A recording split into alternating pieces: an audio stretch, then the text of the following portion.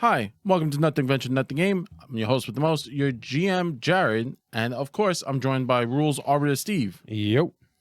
And we continue on looking at our review of the new core books that Pathfinder is coming out with. This has to do now with the Pathfinder 2nd Edition Remaster Core 2 GM book.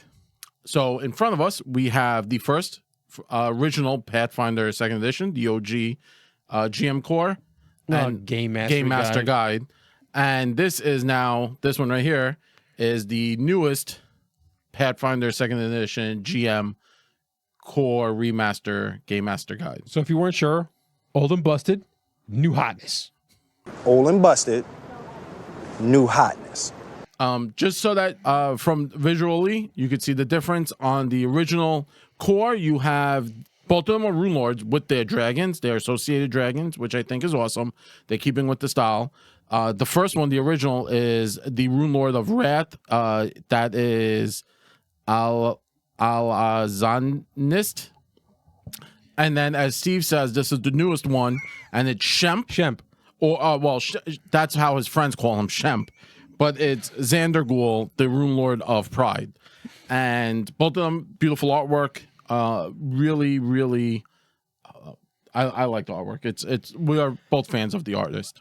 Well, at the end of the day, like I said, I've said this in multiple videos. I don't think I've ever seen bad art in one of these like AAA products. So Yeah. I mean, Sometimes. I mean, there's some things that I immediately not aesthetically agree with, but it's not bad. Yeah. So I think, art is awesome. And it's, Pathfinder has a reputation of having really good artwork. So it holds up with these books. Yeah. Dungeons and Dragons used AI art. But we're not gonna talk about that. So you telling me that elves don't have 3 feet? No. Oh, I didn't know that. I just using their pictures to. That's the other ancestry you have to take as the extra foot. The half foot. The half foot. That's what it is. Terrible.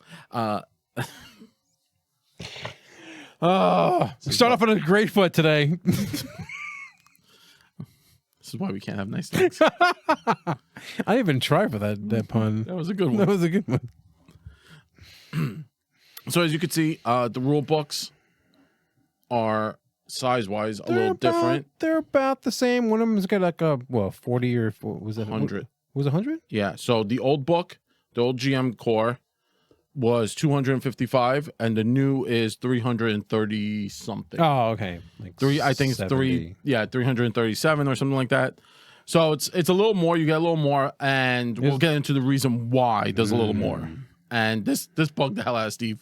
If you see Not our last bugged, video, surprised. Yeah. I would say I was surprised about this. This is what happens when you're looking at 2 books back to back and trying to make 2 reviews at the same time. yeah, And you get confused with which one has what stuff in it. yeah. So Yeah. the GM core breaks down into, you have your running the game section, building games. So running the game, building games, Age of Lost Omens, where they go into their world, which is really cool. Personally, I like the stuff they gave you from the player core versus what's in the GM core. I feel like they should have been switched, because the stuff for Lost Omens is it's like a broad overview, and it doesn't. And the GM core one is, the player core one is much more like, this is what you'll find in this section, which is a little weird. I thought it was weird. Then you have your subsystems, which is important, and this talks about interesting things like, so you have a lot of stuff here. So you have they have the different types of systems and kind of variant rules on how you would go about doing this. And fun enough, as you actually take a look at it, a lot of these things are very related and similar, but they all have this specific theme. They're talking about like research. If you want to have a character that wants to research something, chase mechanic, victory point versions, or influence, and duels, which I thought was really cool. Yeah, reputation. Yeah. And then this is the last thing, and this is the reason why we said the new player core is larger, is the treasure trove, which is all the magic items that were not, and magic items meaning like armor, weapons, potions, elixirs, that were not in the player core. So if you saw our last video, we got to the end section where usually you have your inventory or your items, and we were like, hey, there's no magic items here. That's because all the magic items are in the GM core So everything there is in it. It talks about relics, cursed items, intelligent items, artifacts. Your standard, Yeah, your standard fare. Your standard fare. Then you have your glossary and your index table. At the bottom, they kept with the concept of showing you what page is every large full page artwork. Which they didn't really say, but they should have. We did see it in the core on the cover. It's a really cool full kind of layout. And there's one at the back of the book too. It's the same image. Oh, it is. It's the same image. Okay. They just double printed it. It should have been. It would have been cool to see the victory. Like the front was the combat and the back is the victory, which would have been cool. But it's a full page. They don't show it in the bottom.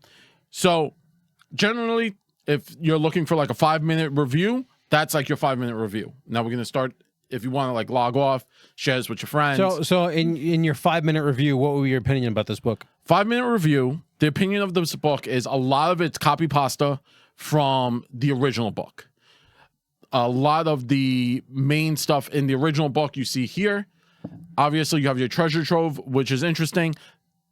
The few things I did take away that I really, really enjoyed was there was a few charts on how to, on the fly, find DCs or difficulty classes, armor classes, and 2-hit for monsters of a certain level. Or, right, we're still keeping the term level for monsters. It's monster rank. Monster rank, sorry.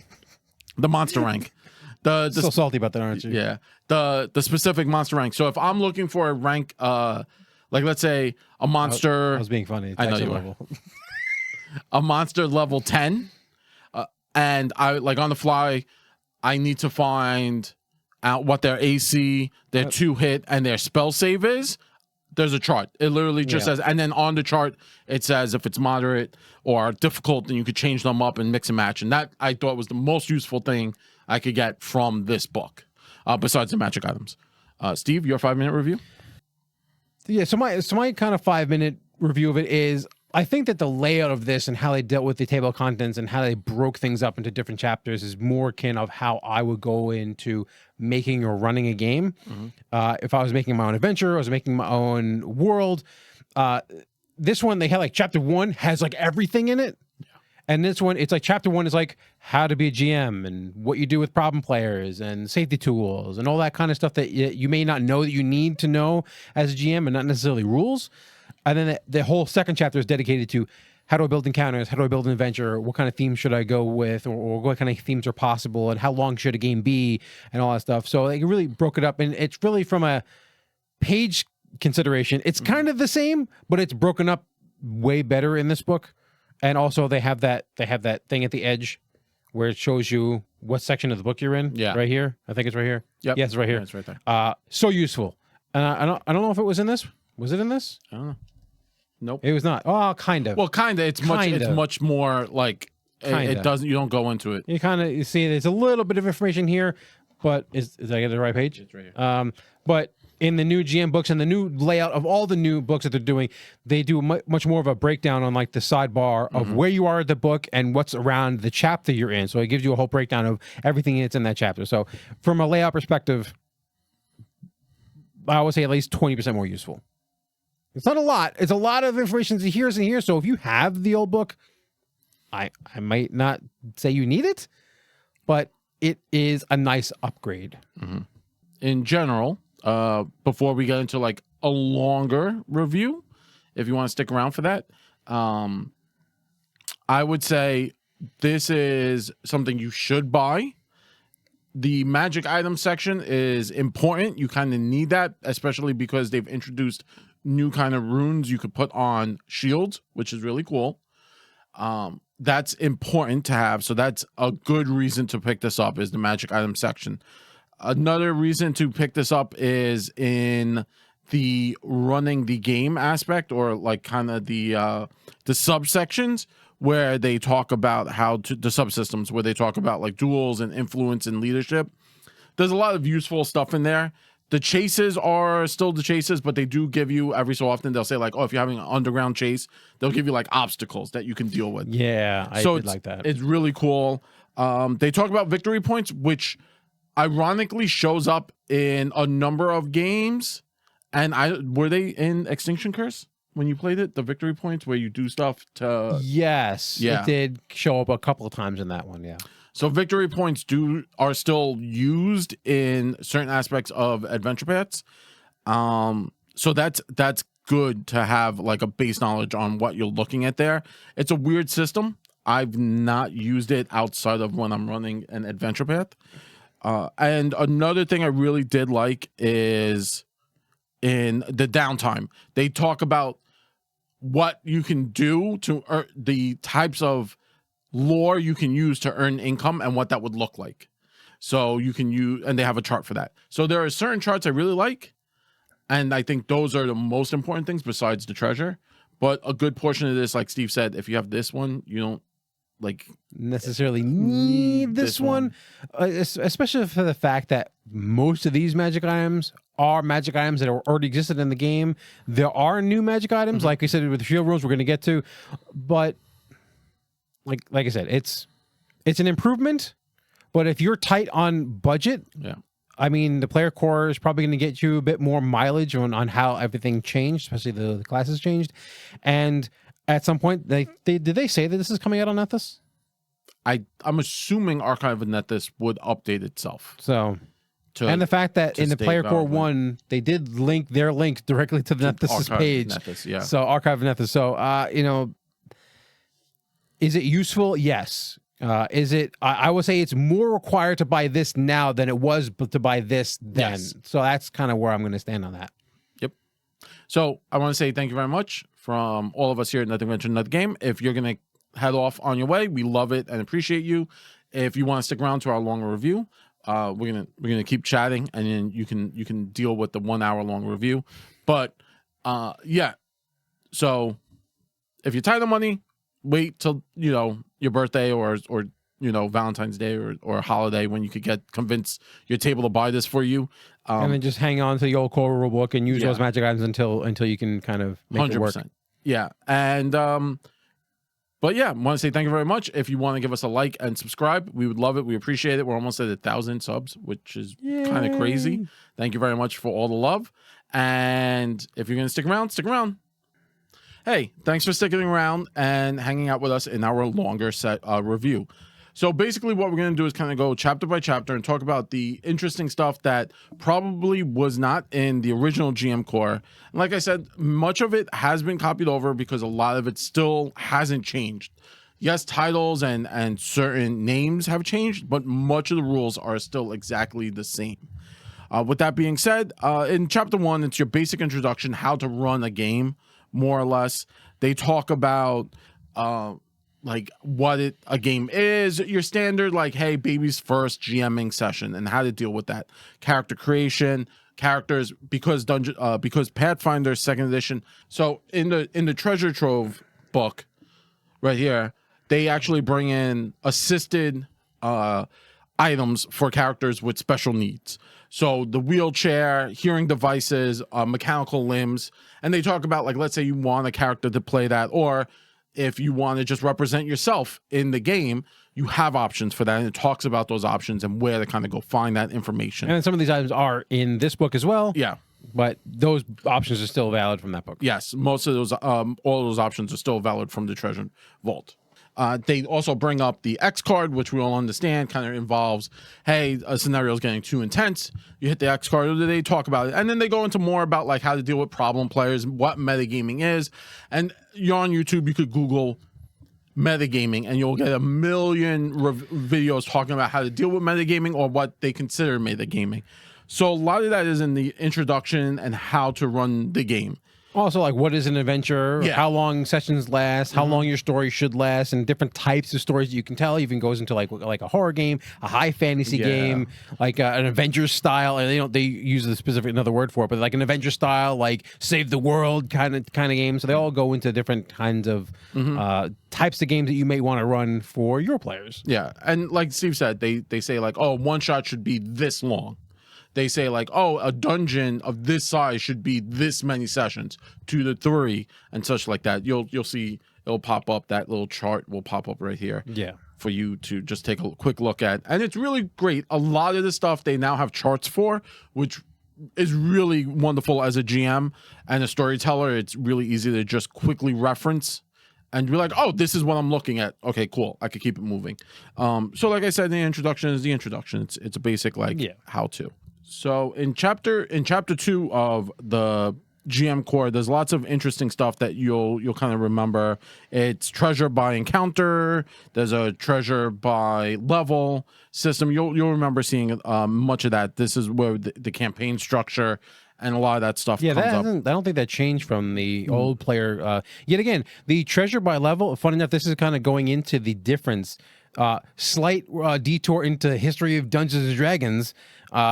Highly truncated history, which I'm probably going to super truncate here. D&D, from at least from second edition onward, had 3 main books to play the game, which is the Player's Handbook, the Dungeon Master's Guide, and the Monster Manual.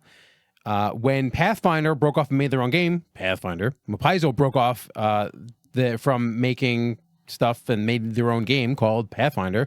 They changed the formula for them, and they had a core rulebook, which a lot of you already have. And that is for first edition, as well as they did it for second edition, where that book encapsulated a lot of different things that the Dungeon Master's book used to have. And this is going to be a deviation for a lot of us are used to for playing Pathfinder, is that now going into the remaster or the Pathfinder 2.5 or however you want to say it, we're going back to the idea of having a dedicated Dungeon Master's Guide or a Game Master's Guide, a GM Core, and a dedicated Player's Handbook. And then obviously the monster book, there's the monster book. You need the monster book. So things that used to be in the core rulebook, like what do I build when I want to build a character at higher than first level? And what do I dole out as treasure for my players when they're going from level 6 to level 7? And what treasure do I give them? Or what treasure do I want as a player may I want to look for? Used to be in the core rulebook, is now dedicated to the GM core book. So it is actually a lot of that stuff got relegated out. So the only equipment that's in the player core is just generic starting equipment. Yeah. And maybe level 1 stuff like plate mail, maybe level 1 or level 2. And a lot of all the magic stuff is now in the GM core, and all that stuff kind of got relegated to this book. So history lesson over. You will be tested. Yes. At the end of this, there will be a test. There'll be a test. Multiple choice. Don't worry about it. C. 50-50 shot. 20 seconds left. No, come on. C. Continuing on, you have, which I did like, a lot of the stuff you'll see in the player core and now in the GM core remaster. They bring in the variant rules, which they were blog posts at certain points, and now they've kind of integrated them into the system. And in here, they talk about the most common variant rules that you'll see. So the 4 of them that you'll see is level 0 characters, like how to start at level 0. Maybe you want to actually play through being that farmer. The next is proficiency without levels, which is something people get confused, big numbers. Free archetypes, which is a very common one. I see a lot of tables use this one. We're using this one. I actually personally think it should be a standard rule, but it's a variant rule. And automatic bonus progression and how that works. So, Steve, why don't you take us into the first one, the automatic bonus progression, and what is that like? So the idea for automatic bonus progression is when we're playing a game and the players have access to magic items, a couple of things that they get access to is things called potency runes and also striking runes. Among others, they get armor runes. They also get resilient, resilient runes for their armor. And all this does is potency runes add pluses to attack. So if I have a +1 weapon, I get +1 to my attack over whatever I already would earn as whatever character I'm playing. And then the striking rune adds damage. So if I do a d6 of damage and I've now a striking weapon, it does 2d6 damage. So the idea is that these are weapon runes that characters buy and equip or craft onto the weapons, or maybe they're buying already crafted weapon that has these weapon runes already on them. Same with their armor and all the other things. This is if you wanted to remove that as I have to go buy stuff. That the idea is that as you level up, your character automatically progresses without having to buy these fundamental runes for your weapons and armor. That's what this system is. So it gives you a little level chart. And let's say I'll take an example. Also, you have also skill items that you get as well. Maybe you want to equip a magic item. It gives you +1 to perception or +1 to a skill. So same thing. They're relegating all that out into you don't buy those items anymore. You just get these bonuses to your character when you reach the appropriate level. So at level 4, which is the level of the base striking rune, instead of buying a striking rune for your weapons just do an extra dice of damage. Mm-hmm. Nothing to buy, nothing to equip. You don't have to worry about the fundamental runes for your weapons. Same thing is at level 2, you get a +1 to attack, just happens to all your weapons. So this is how, and there's a progression all the way up to level 20. And like I said, as you progress through, you just get these different things. Now, some of them are called different things. Like instead of striking runes, they're called devastating attacks. It's effectively the same thing. So if you didn't want to have if you want to have a low item game, but you obviously everything's balanced for your players to have access to these things, this is one way you can look at building out that game. It's where you can still technically have lower level, low access to items while still maintaining the power curve of the game that the game expects. Yeah. Maybe you're playing a low magic campaign, but you want it to go to level 20. It's a little difficult when you're looking at the monsters and you're like, well, how are they supposed to hit level 20? You do everything except magic stuff. Yeah. Oh, crud. Yeah. So this is how you go around it. So normally you choose a class skill, or you can multi-class, or what do they call it? Class feat. Class feat, yeah. You take your class feat. You can either take a class feat, or you can take a dedication. Yeah. And then dedication is one of the many archetypes in the game. In this, instead of doing that, the benevolent GM says, don't worry about that. You get your class feat, and you get to take a dedication. And that is basically what that is. I love it. A lot of players love it. We're not worthy. Yeah, we're not worthy. So it's super fast. That's the simplest one. Level 0 character is exactly what you think it is. Level 0 character, you start the game, and if you get hit with like a rock, you're not going to make it. So I guess if you're trying to play like a funnel campaign, yeah, like you want, or how did your character become an adventurer? Yeah. They give a couple of things in here of why you would use this level 0 idea. Like I said, your character, everyone starts off as a regular person and becomes an remember, adventurers it's a very dangerous living. So you can use so much money. Yeah, well, that's the thing is the money, the motivating factor is another reason, the motivating factor. So you can play like a level 0 game to kind of like as almost like a session 0, yeah, or like an intro game to where you go, oh, that's why my character became an adventurer, or you just want to start at level 0. Those gerblins. You play a gerblin. You can play a gerblin that's mad that their gerblins are bad gerblins. It's fine. And then you have proficiency without level. And this is a very common one I see come up on the chat forums and Reddit and such. People are like, well, how do you do this? And again, there's a chart. And basically it just says, hey, normally at level 20, you have your expertise, like you're trained in, let's say, acrobatics. It's a number plus 20 because it's plus your level. Yeah, so your proficiency modifier is whatever your skill you're trained in. So let's say you're expert, that's a +4, and then you add your level. So that's why they say proficiency without level. Your proficiency bonus has your level baked into it. So as you're starting to get higher level, these numbers tend to get out of hand. And I know some people are not as quick with the math as some others, and they really have some trouble with some of the larger numbers because you could effectively, roll a 50 at some point in your character's career. You have to, like, oh, I rolled a 17 plus 32. What do I figure? So you have a lot of these things you have to figure out, and there is a method to basically remove the level and bring the numbers down to a more manageable level. Yeah, and they tell you how to do it. I think this is great when playing with children, young children. I'm very excited to bring my own children into the tabletop role-playing sphere, and obviously, I'm assuming they could handle numbers perfectly fine, but after a while, the +50 will probably throw their brains for a loop when they're just getting to counting up to 10. So I'm excited. Obviously I rolled infinity. Yeah, I just rolled an infinity to attack. Cool. Additionally, in here you have afflictions and curses, and they give them all to you. All of them. It's like 3 pages of just afflictions and curses, diseases.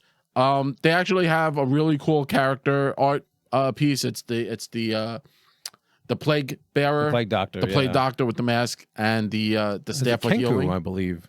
Is it a Kenku? No, that's just the mask. They had and they talk about all the different diseases. You could get malaria.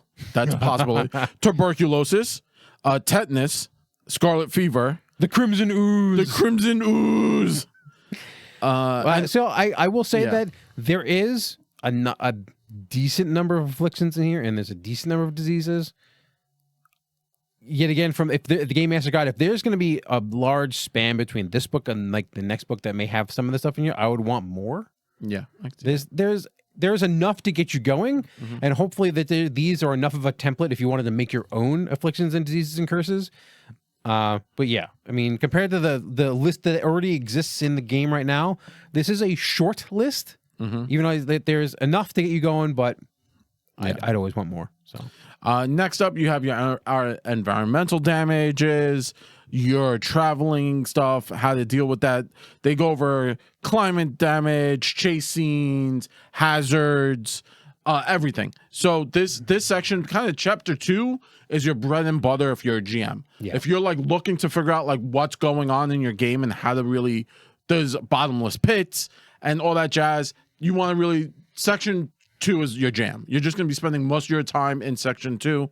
You're going to be like, oh, cool. This is, I need to give someone malaria while they're in the bottomless pit. And it's in section 2, chapter 2.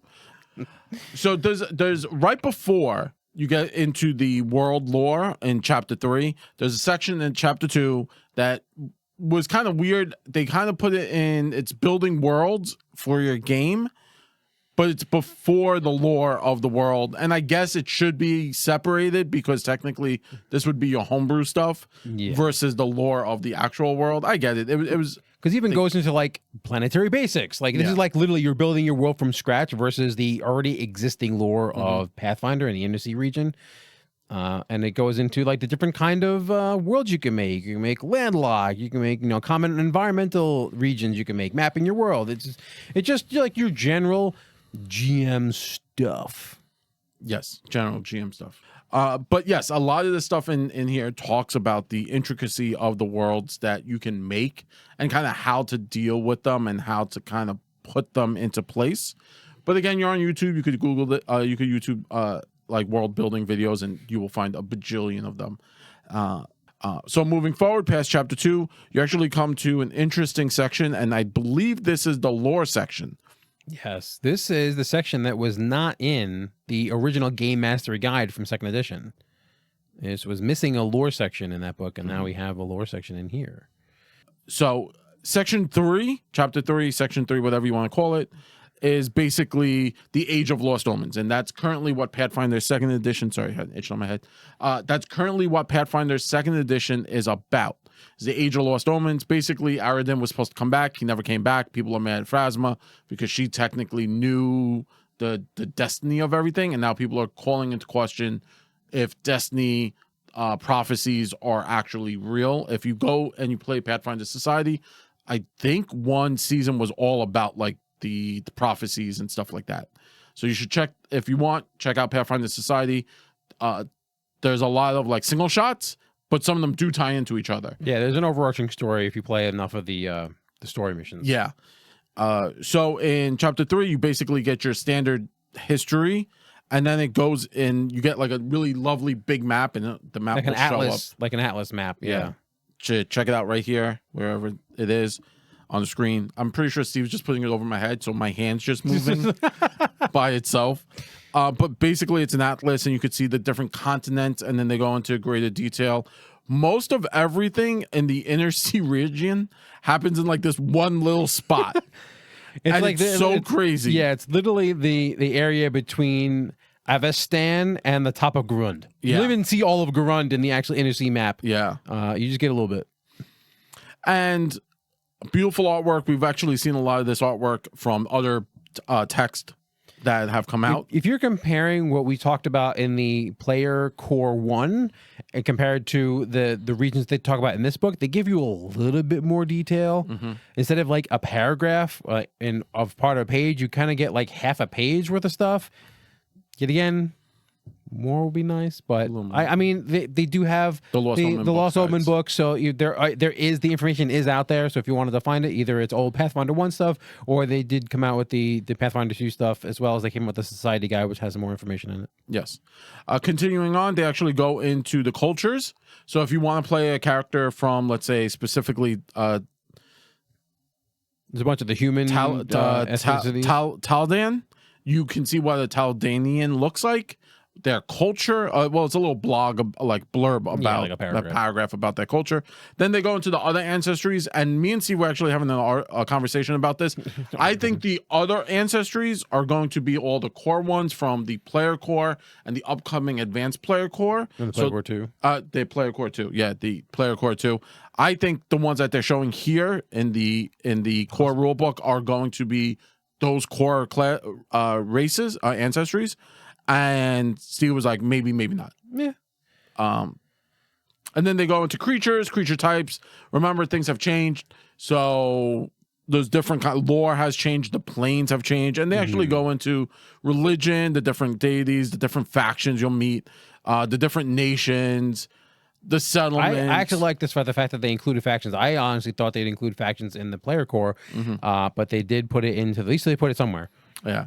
They go into the settlement, so you can be your Taldanian from a specific settlement, from your nation, and what everything is. Then if you have the Kinesis book, the Rage of Elements, and you see the new how the realms look. That's in here too. They brought it in here, yeah. So a lot of that stuff is all chapter 3. So we're gonna keep moving past chapter 3 because I can only talk about lore for so long. Or I should start making lore videos. Let me know in the comments below if I should start making lore videos, because I'll do it. So chapter 4 is the subsystems. We talked about this earlier. The subsystems are basically victory points. Victory points is like you do something, your GM's like, okay, you saved 10 townsfolk, so you get all 10 victory points. Oh, you only saved 5, you only get 5. That's more or less what victory points are. The next one is duels. Well, yeah, effectively, I just want to double check on what you said. Basically, the victory point system is an overarching idea of a system. It's like you did a thing and you got a point for that thing. Yeah. But they even said victory points is kind of like a boring word to use for it. So they effectively gave you like 5 or 6 different systems that all use the same thing: research, reputation, influence. There's a couple of different other ones in here. Yeah. Here we go. Influence, research, chases, infiltration, reputation, leadership. And I believe duels also uses the same mechanic, but effectively these are all victory point style systems that you can kind of put in to where like, oh, it feels good when the wizard gets like 10 research points when they're doing something. Yeah. You know, you're like, oh no, I accomplished something. And even though it's just effectively you got 10 victory points. If you like doing chases, they do give you a bunch of different obstacles, like the underground obstacles, urban obstacles, and how like they interact. So you could do something like an underground urban area, and they have like, fungus grotto and twisting alleyways. So that's a cool one you could do. Then they do infiltration. This was, again, from the last GM book. They talk about infiltration and how to run infiltration in your campaign, which is really awesome. That's an important thing. They talk about reputation, and reputation was a weird one because it's also not victory points, but it also is victory points. Yeah, it's like they're all very connected in the sense of you're doing something to accrue. Now, yet again, some of these may be like for reputation, they may be like campaign wide. You can be more like a long form, and influence might be a short term thing. Yeah. And then you can use reputation as more of like a long form, like how well are the party received throughout all the different places they've been to, or how badly are they received because they keep blowing stuff up. Yeah, like they have they have ranks and kind of like how it is. So it's like, you could be revered or you could be ignored. So they or like hated and stuff like that. So it's fun. Duels, so these are all subsystems. Then they go into hexploration, which is exploration using a hex grid map. If you play Kingmaker, this is your jam. You're going to be reading this a lot because Kingmaker is massively exploration. You're going to be doing that. If you're doing a West Marches style campaign, where it's, again, that's a hexploration, and you're going to be wanting to use this, as well as earlier in the chapter, I believe in chapter 2, they talk about environmental situations. So those are going to be your two kind of flipping back and forth. These are where you're going to dog ear a lot of your pages. So they basically talk about hexploration and stuff that can happen to you while hexploring. I like that word. And then going into exploration right after that is all the different vehicles that they possibly can get, like vehicle rules in general, air, land, and sea vehicles. So if you want to do the Final Fantasy VII airship, there's probably rules in there for here. Also, something I really like is they do give piloting checks and actions now. So if you're trying to figure out like what can I do while piloting my airship or my cart, one of these is 3 action run over. You could spend all 3 actions to pilot your vehicle to run someone down or something over. I think they should rename run over to hit and run. Hit and run. Hit and run. Hit and run. Which is cool because now I kind of see I use a lot of the way my players can interact with vehicles, even larger vehicles like sea ships. I use the Starfinder rules on piloting a spacecraft because they're really cool. They give people options to like what they can do. This is just if you're a single person piloting a vehicle. And then they give you like an AC and vehicles. They give you different stats, and stuff they like give you that. stats for all the different vehicles that you might want to use, or at least gives you templates to create your own if you didn't like any of the options in here. Yeah. So, and remember, you could probably backwards compatible Starfinder if you want to do like kind of like a space / if you're going to New Merit, the land of the Linord Kings with all the weird space tech, and so they find like a broken up spacecraft. You could probably backwards compatible something from Starfinder into Pathfinder 2nd Edition. But that takes us to chapter 5, which is the most interesting chapter. And Steve's been dying to get to this. So Steve, take it away. So at chapter 5, we have the treasure trove, where all the magic items got whisked away to from the old core rulebook. And a lot of the magic items, so a lot of the fundamental runes are all the same. With the exception of shields can now have armor or have runes of their own. Finally, Rage of Elements, we talked about shields getting an improvement and a buff, which they so sorely needed.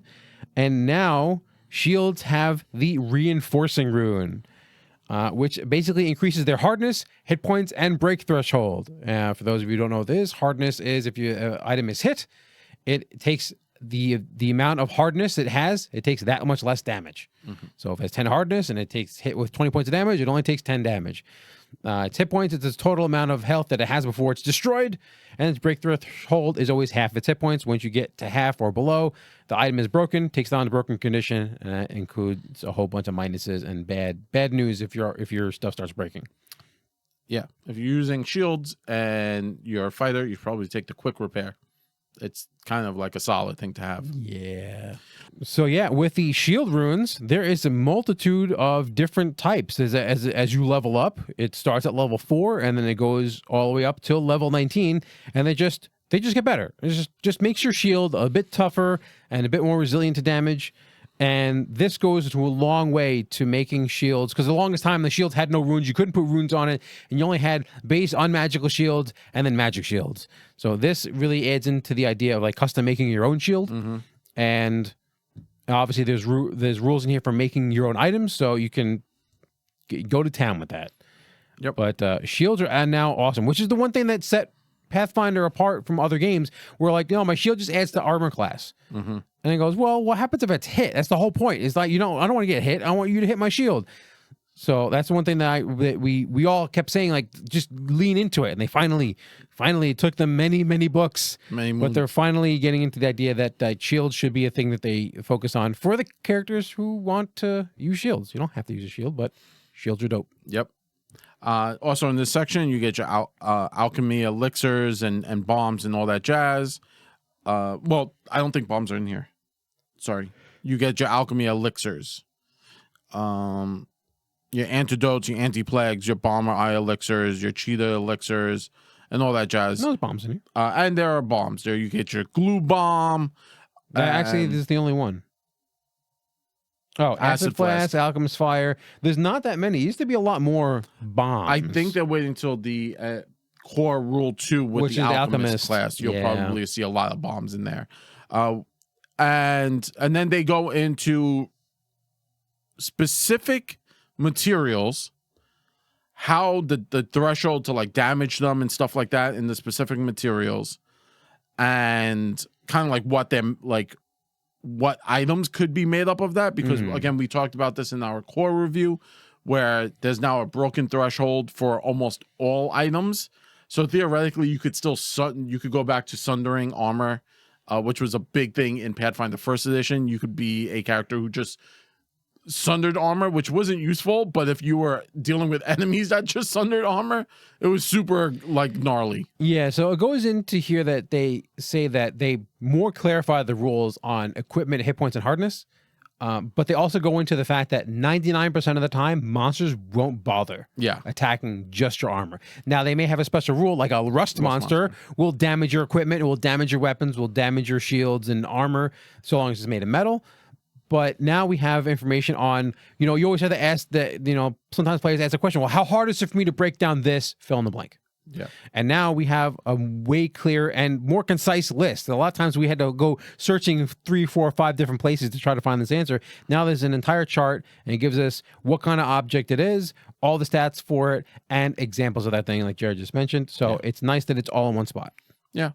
And then you get your wand, your staves, your scrolls, your talismans, which they fixed. We're they did fix talismans. We can talk about that for a second. Okay. Oh. So any of you who've played second edition and who are interested in talismans, you always ran into this problem of you had this talisman that made you really good at stealth, and you wanted to give it to the person who was bad at stealth, but you needed to be good at stealth to use the item that made you good at stealth. And there was always this conundrum of like, I want to give this to the person who has the most problem, but you have to be expert, or you have to be master in whatever skill or athletics. You maybe have the item that helps you swim, and you want to give it to the, maybe you're a wizard and you have no ranks in athletics or acrobatics, and you really need this item or you will drown. But you're not ranked in athletics or acrobatics for some reason. Because you're not you're just going to drown because you needed to be master or expert or something, or trained. So now they've removed all those requirements. Now anyone can use any of these talismans. There's no requirement for having to certain ranks of anything. So you could just put one on your weapon, you can put one on your armor, and you just go to town. Yeah. And also, if they also kept in the aspect where if you have some talismans gave special class features, but again, those were based on like, you must be master in like this longsword, so use this and people were like, if I was master in longsword, I probably wouldn't. Why do I need this? Yeah. So they still kept in the things, like one of the talismans was like, oh, if you attach this to a weapon and you hit with the weapon, it does like intimidating strike, which was a fighter feature. They kept in if you have that feature, you get a bonus to it. So talismans still help you. You'll see a few of those talismans in there. They're still in there. That's really Which cool. is fine. That's fine. So long as, look, if you have the thing and it makes it better, that's great. But if you don't have the thing, you can still use it and you get like the base level benefit. And now towards the end of this, you get into gems and art objects. And this was, Steve ranted about this in the last video, and they finally did it for Steve. They gave Steve all the charts for gems and art objects. Aren't you happy about that, Steve? But then again, that chart is also, I have problems with this chart. This chart is a random gem name generator. Yeah, it is. Because if you look at the chart, and the way I'm just going to show one section of the chart right here, all the gems of the same quote unquote level, and it's not really level, but the same quality, are all the same exact price. Yeah. So there's no variety. They're all the same. It just literally is just like pick a name. Yeah. I don't need die rolls for that. It's just pick a name. I would love a random generator for treasure. For some reason, I just enjoy rolling up treasure for the party. It does make it easier. It does make it a little easier. And yet again, if I don't like what I roll, I can always change it. But effectively, the sample art objects and the sample gem objects is literally a art and or gem name generator. Which I appreciate. It's little flavor. I'm a little miffed. Yeah. Because like one of them is like, oh, a hand mirror with a decorative frame is D4 gold. And also, an elegant cloth doll is a D4 gold, which is fine. Like, you're trying to set settings to, like, oh, they've come into, like, a regal house, like a noble's house. And they're in the little, like, let's say they go through the what was once the daughter's room to find, they're doing an investigation, part of the victory point scenario. and they're investigating the room, and someone's like, well, I want to look around. You want like to add trappings. You can add trappings or drapings, trap. No, I think trappings is right. Trappings, right? You can add trappings or dress it up as you see fit. But again, it's like Steve said, it's just kind of a random name. They're broken up into, obviously, as the characters get higher level, the items get worth more money, but in each separate, like major art, all the major art objects are all worth the same amount. Yeah. All the greater art objects are worth the same amount. So I wish there was a little bit more variance, or it wasn't just a glorified name generator. Yeah. Besides that, after that, you have your artifacts, and if we've talked about artifacts before, basically these are super dope magical items. You can build games around items like this. More or less. Like they have specific name, and the item levels are like item level 25. Yeah. Some of them are intelligent, and again, they go into how to deal with intelligent magic items, where if your goals are different than the item's goal, there is will checks. It might fight you. Yeah, you have to make some checks. I'm gonna go, hey, them's fighting words. Yeah, like, you know, they have the typical Looney Tunes singing sword. We've all seen that where the sword sings. It was in Who Framed Roger Rabbit. And you can do stuff with it. It's cool, but also it's an intelligent item, so you might have to deal with it. And we go into cursed items, more relics. So if you're using the old relic system from 2nd edition, now we have rules for advancing relics. All that stuff is in the GM core. And then that takes us to the very end of the book. Past that, you have your indexes and your treasure tables. The treasure tables here aren't, again, they're not. There's no die. There's no die check. It's just like list. If you're looking for a treasure item in this level category, there's your list. Like 16th item levels, permanent items. There's a list. And there's consumables. There's a list. Yeah. So there's no random generator. It's a bit sad, but also if you're out there and you're thinking about doing something like that, and you're like, hey, I would love to make an app. They give you the charts. They gave all the charts, so they kind of started you on the path. Maybe I know Pathfinder has an app that they're working on currently, and hopefully that will have a random item generator in. Like I could just put in, they're level 5, and then generate items, and then there it goes. But that's it. That's the full book review or general review. There's a lot of stuff in there. We kind of talked about the sections that really made the most sense to a game master, and what you also the sections most. that had, I will say, the most significant changes from the original game mastery guide. Yeah. But with that being said, we are Nothing Ventured, Nothing Game. We love rolling dice, giving advice with a little bit of that New York spice. Say goodbye, Steve. Later. Now for the super secret episode. Super secret review.